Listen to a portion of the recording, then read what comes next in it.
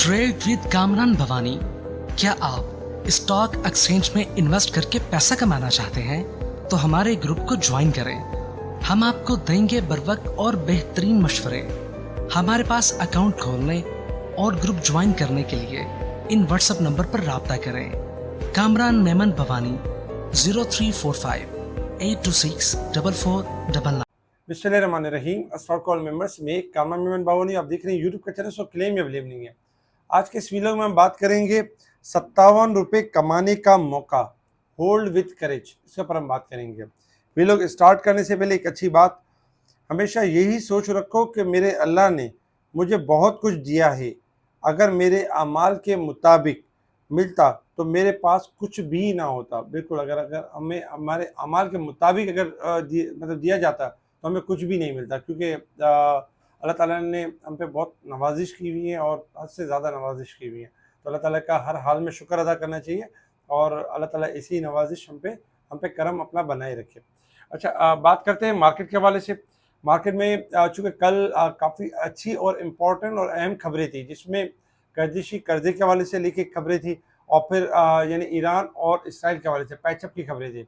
उसके हवाले से हमने देखा कि मार्केट को स्टार्ट होना चाहिए था, बहुत अच्छा स्टार्ट होना चाहिए था। मार्केट गैप ओपनिंग से भी रही, जो कि एक्सपेक्ट किया गया, और मार्केट तकरीबन एक टाइम में 1279 पॉइंट प्लस तक चली गई। मार्केट ने लेवल दिखाया 1,21,745, लेकिन ज़्यादा देर मार्केट 1,21,500 का लेवल मेंटेन नहीं कर सकी, क्योंकि वॉल्यूम्स कम थे, लैक लस्टर परफॉर्म कर रही थी मार्केट। मार्केट के जो ऑयल वाले जो स्टॉक्स थे मूव तो कर रहे थे, लेकिन मजीद लेवल ब्रेकआउट नहीं कर पा रहे थे।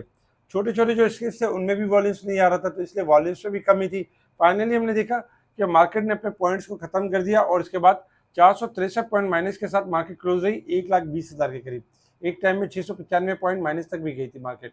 वॉल्यूम्स में कमी रही, 598 मिलियन के वॉल्यूम्स रहे, जो कि कल से कम थे। कल 703 मिलियन के वॉल्यूम्स थे। डे बाई डे अगर हम देखें तो वॉल्यूम्स कम हो रहे हैं। क्यों? कि जो छोटे स्किप्स में जो वॉल्यूम वाइज काम हो रहा था वो थोड़ा सा स्टॉप होते हुए नजर आया। अच्छा, मार्केट की दूसरी वजह ये भी थी गिरने की कि आज दोबारा ईरान की तरफ से इसराइल के ऊपर यानी कि बड़े धमाके की और बड़े यानी कि मिसाइल फायर करने की खबरें आ रही थी, और जिसकी वजह से भी एक प्रेशर था। फिर अमेरिका के एक इन्वॉल्वमेंट का एक प्रेशर था कि कहीं अमेरिका इन्वॉल्व ना हो जाए और इसकी वजह से एशिया का जो एक अमन है कोई और यानी कि डिजास्टर की तरफ ना चला जाए, या और ये लड़ाई बहुत बढ़ ना जाए।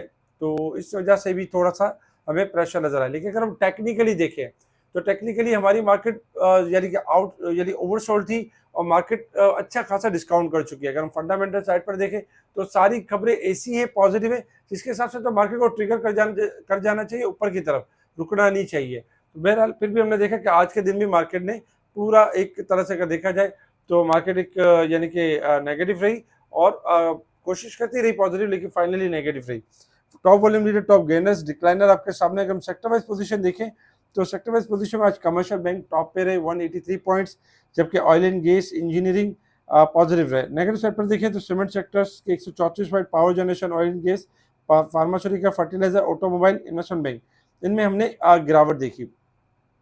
सेकंड नंबर पे आज ये भी था कि यूबीएल बैंक, आज इसकी ट्रेडिंग 1 बजे ऑफ हो गई। अब चूंकि स्पीड होगा और उसके बाद कुछ टाइम बाद ये दोबारा ओपन हो जाएगा।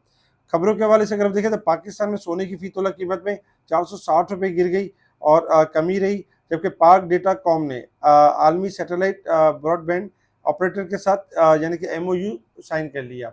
आगे यानी कि मजीद बेहतरी होगी। इसके साथ ही अगर हम देखें तो पाकिस्तान पर आलमी एतमाद बहाल, तरसीलात ज़र और गैर मुल्की सरमाकारी में रिकॉर्ड इजाफा रहा, क्योंकि पाकिस्तान चूँकि मईशत के एतबार से भी रिकवरी कर रहा है। इस हिसाब से आलमी जो बरादरी है उनका भी कॉन्फिडेंस लेवल यानी कि बढ़ रहा है। ये खबरें थी जिसके ऊपर मार्केट ने रिएक्ट किया और हमने देखा कि मार्केट आज भी नेगेटिव के साथ क्लोज रही। इंटरनेशनल लेवल्स के ऊपर देखें तो क्रूड ऑयल ट्रेड कर रहा है आपका $74 और 53 के पास ट्रेड कर रहा है। $1 का इजाफा है। किसी भी टाइम एक्सपेक्टेड है कि 75 से लेके $80 तक क्रूड ऑयल मूव कर सकता है अपसाइड की तरफ, जबकि डॉलर इंडेक्स पर अगर हम देखें तो इजाफा एक्सपेक्टेड है। गोल्ड इस वक्त 3388 है, सिल्वर इस वक्त 3635 है, $36.35 के करीब है, 35 के करीब है। गोल्ड इस वक्त $19 माइनस है और सिल्वर इस वक्त 55 सेंट माइनस। किसी भी टाइम गोल्ड सिल्वर कोलैप्स हो सकते हैं, डाउन हो सकते हैं और डॉलर इंडेक्स में इजाफा हो, क्योंकि कल इंटरेस्ट रेट था अमेरिका का और रेट अनचेंज रहा, और इस हिसाब से एक्सपेक्टेड है कि गोल्ड सिल्वर आपका डिक्लाइन करेंगे, और ऑयल जो है वो इंटरनेशनल जो प्रेशर है इसराइल और ईरान के हवाले से, उसके हिसाब से ऑयल आपका मूव करेगा अपसाइड की तरफ।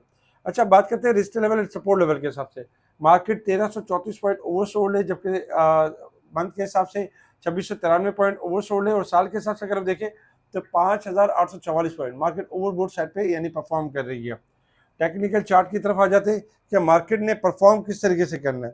देखिए, टेक्निकल चार्ट आपके सामने है। 1,26,300 से आपको बता दिया गया कि मार्केट यानी कि नेगेटिव ट्रेंड की तरफ है, और मार्केट के अंदर यानी कि मार्केट अपने आपको मुसलसल करेक्शन कर रही है, क्योंकि 1,15,000 से तेजी हुई थी। मार्केट ने पहला लेवल ब्रेकआउट कर दिया 1,21,000 यानी कि 1,22,23,000 का लेवल ब्रेकआउट किया, फिर इसके बाद 1,21,500 का लेवल मार्केट ने ब्रेकआउट किया। आज उस लेवल को बहाल करने की कोशिश तो की, लेकिन उसमें मार्केट फिर नाकाम रही, और मार्केट ने फिर लेवल ब्रेक किया, और हमने देखा कि 1,20,000 के करीब मार्केट क्लोज रही है नेगेटिव साइड। अगर हम देखें तो 1,19,300 हमारा सपोर्ट लेवल बनता है। अगर 1,19,300 का लेवल जो कि मार्केट के बिल्कुल नियर है, तो कल के दिन अगर हम देखें तो अगर मार्केट 1 लाख जैसे 19,800 का लेवल ब्रेक करती है, तो मार्केट 1,19,300 से मार्केट के घूमने के चांसेस बहुत ज़्यादा होंगे। सेकंड सपोर्ट 1,17,300 है। अगर हम ओवरऑल अगर हम देखें तो 1,26,300 से मार्केट आपकी 700 से मार्केट डाउन हुई है, और उसके हिसाब से अब तक मार्केट 6,700 पॉइंट करेक्शन कर चुकी है।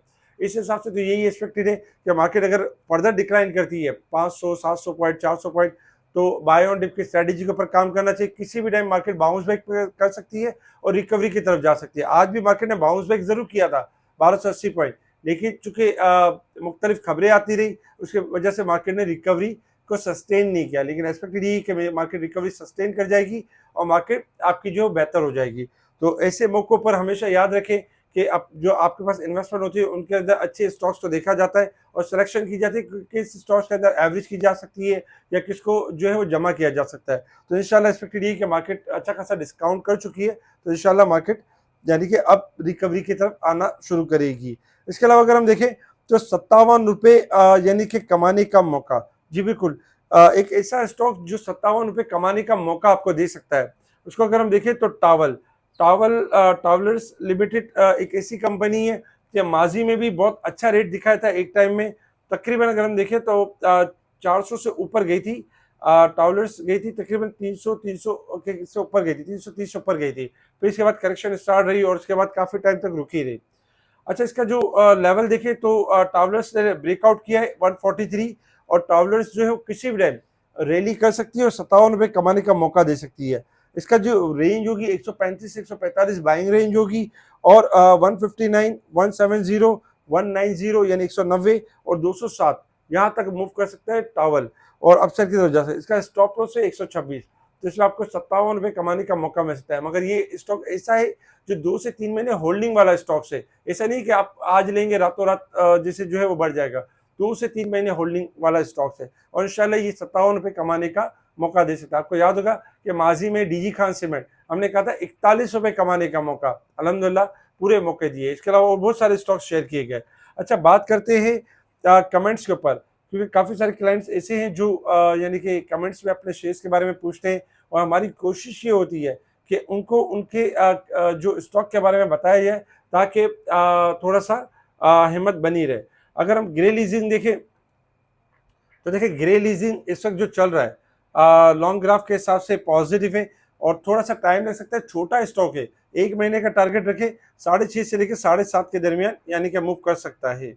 अच्छा, दूसरे नंबर पर देखिए WTL और क्विज फूड। WTL के अंदर आप यानी कि 2 से 3 महीने का टाइम रखें, 1.90 से लेके 2.20, 2.40 तक भी जा सकता है।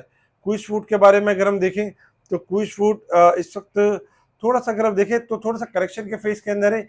ब्रेकआउट बनता है 8 रुपये जैसे ब्रेकआउट करेगा तेजी का ट्रेंड स्टार्ट हो जाएगा।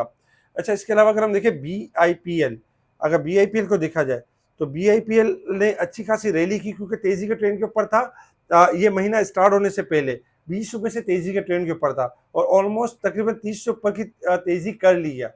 अब इसका जो रेजिस्टेंस लेवल है 33 रुपये, अगर 33 ब्रेक करेगा, क्लोजिंग देगा तो नई तेजी वरना प्रॉफिट टेकिंग आ जाएगी।